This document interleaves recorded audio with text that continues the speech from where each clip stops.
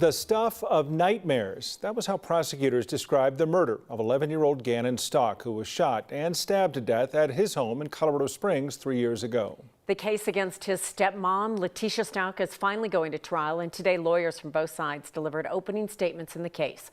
Prosecutors say that Letitia killed Gannon, stuffed his body inside a suitcase, drove to Florida, and then tossed that suitcase over a bridge.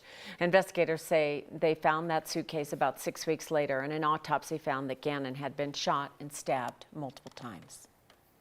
Gannon had no choice what happened to him that day on January 27th. The other, this defendant, she held every single decision in her hands. She took deliberate, thoughtful actions that ended a precious life and tore a family apart. There is no motive. There is no reason. It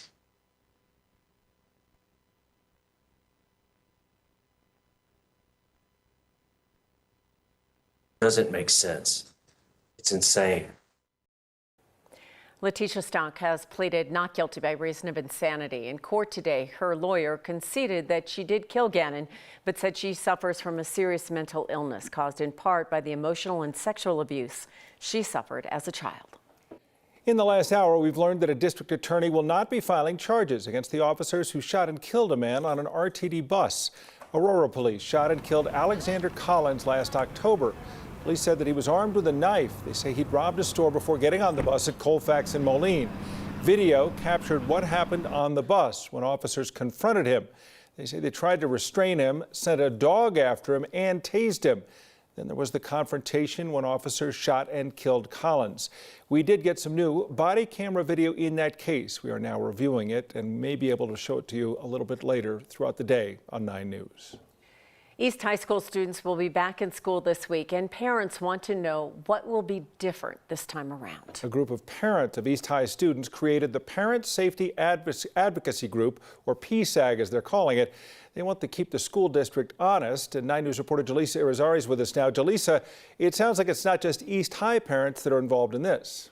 Yeah, Kim and Tom, the group said they are East High led, but not East High exclusive. They're welcoming parents and community members from all over the district to push for more say when it comes to the safety and security of DPS schools.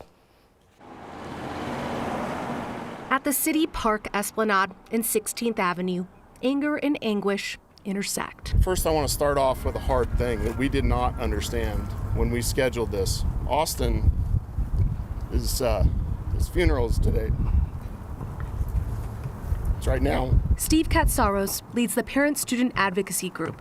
An idea imagined the day 2 East High staff members were shot and student Austin Lyle died by suicide. We now stand 560 strong in our member group. We just want to restore the East that was, and we're going to get there. Dozens of parents joined for the group's first Make Change Monday. They're calling on the school district to share details of what safety plans will be in place when East High students go back to school on Wednesday. Our children are afraid to go to school this Wednesday, and we're still afraid to send them to school. Shri Vishwanath is another parent.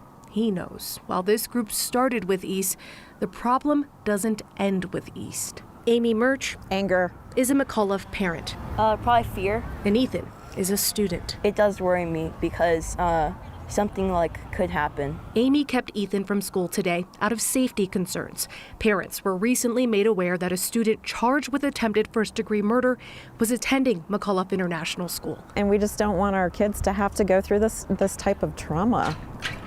Trauma tends to collide with grief. We are the ones who will miss them at night when they cannot come home. And that it's not the way that you're supposed to grow up, here or anywhere. These parents know there is not one answer. We need this change. But they'd like a seat at the table. Thank you all for coming. Searching for solutions. The group also demands the Board of Education to stop its practice of holding meetings in executive session. We should add executive session is fairly common for school boards when they discuss legal, safety, or personnel matters. We did reach out to the board for a response, but we have yet to hear back. The school district did release a statement in response to the demands, saying in addition to the officers on campus, Superintendent Moreo and others have been working with the East High School staff to address safety concerns. They're also looking to expand mental health and emotional health resources to make sure students and staff are supported. Tom? And that's the thing. Obviously, the violence is a big piece of this story, but it is the specter of violence and that concept of safety that's hard to guarantee. Exactly, and this is an issue that we obviously have seen has not gone away, right? So these parents are actually planning to be here every single Monday looking for those answers and looking for that support. All right, Jaleesa, thanks. We moved to Teller and Park counties, where residents were able to return home after being displaced due to the 403 fire. As of this morning, just under 1,500 acres had burned. The fire listed as 35% contained. Firefighters say they're trying to strengthen those containment lines. The mandatory evacuations were lifted yesterday at noon. They do want those residents to be ready, though, in case the fire does pick back up. Both Teller and Park counties were under a red flag warning today as well. Updating a couple of fires in Jeffco. Right now, the Bear Fire and the Hogback Fire are both listed as 100% contained.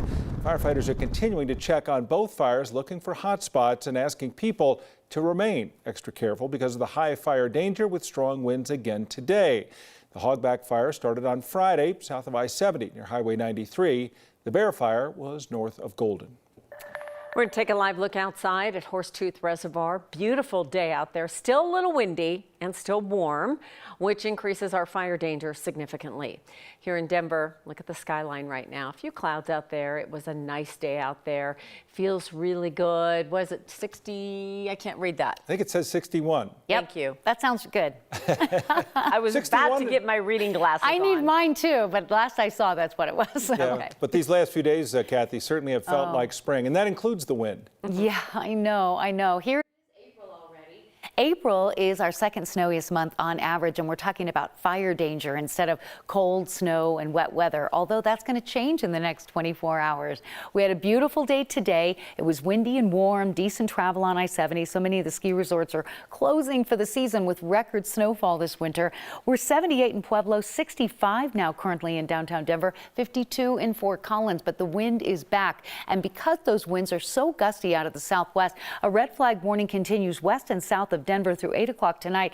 Relative humidity values in the single digits and lower teens, winds to 50 miles per hour possible. High wind watch in the yellow area, high wind warning.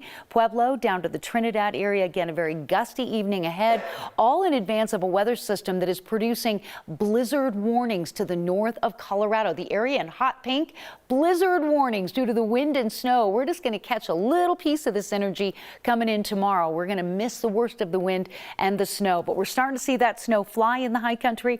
A dry night in Denver tonight, windy and warm. Then we get those rain and snow showers off and on through much of the day tomorrow. System rolls out tomorrow night. So your temperatures in the 60s will drop 10 degrees by sunset and in Maine weather.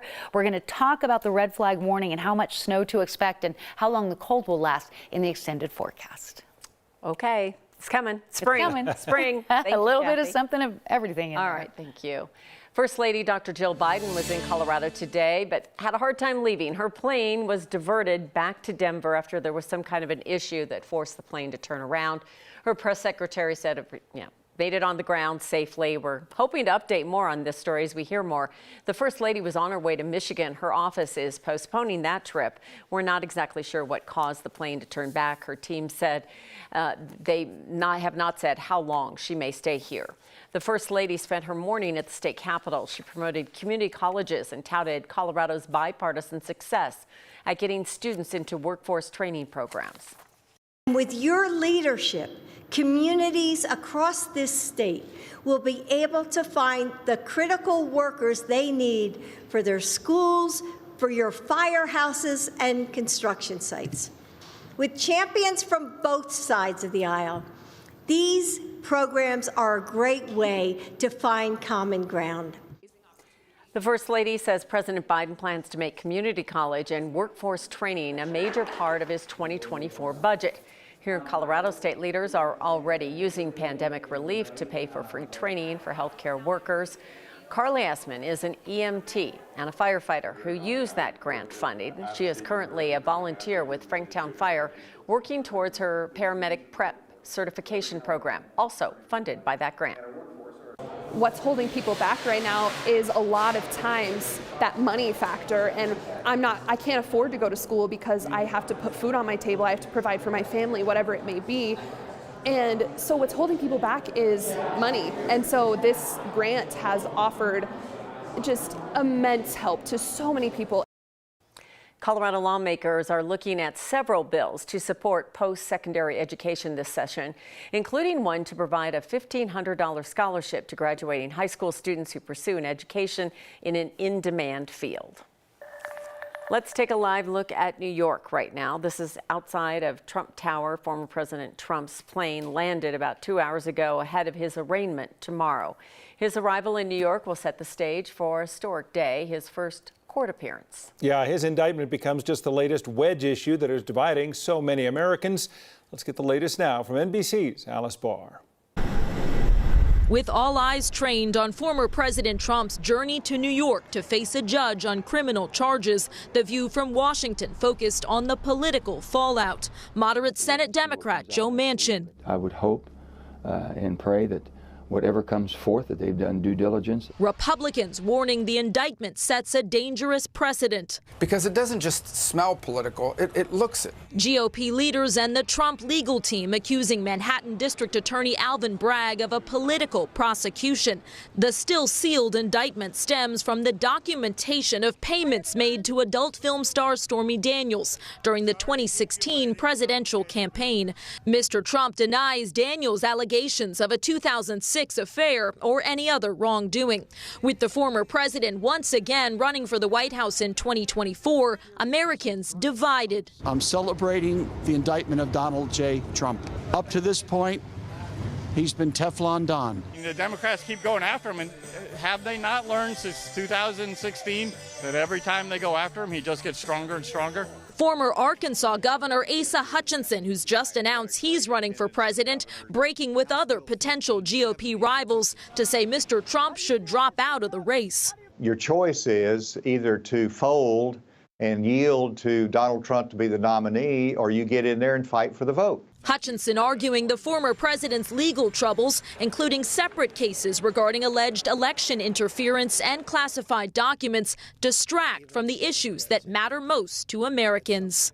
One sign that this legal cloud doesn't seem to be hurting former President Trump right now, campaign advisors say they've raised $7 million since news broke of the indictment. In Washington, Alice Barr, NBC News. So all eyes will be on New York tomorrow, and the city's mayor, Eric Adams, is asking people to stay home or to stay peaceful. The police, the FBI, the Secret Service will all be on hand tomorrow, and coming up a little bit later, we'll dive into the case against Donald Trump with our legal analyst. Well, in Denver, if you haven't voted yet, tomorrow, of course, your last day to cast your ballot in the crowded mayoral election. We'll take a look at some of the issues that voters are considering as this very important decision looms.